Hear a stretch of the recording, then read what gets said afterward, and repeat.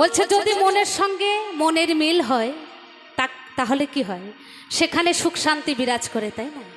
আর যেখানে মনের সঙ্গে মনের মিল নাই, ওরে মন, সেখানে কোনো সুখ শান্তি নাই, সেখানে কোনো সুখ শান্তি থাকে না, তাই না?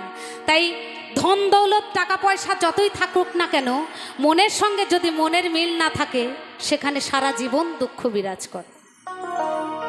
তাই বলেছে মনে মনে হইবে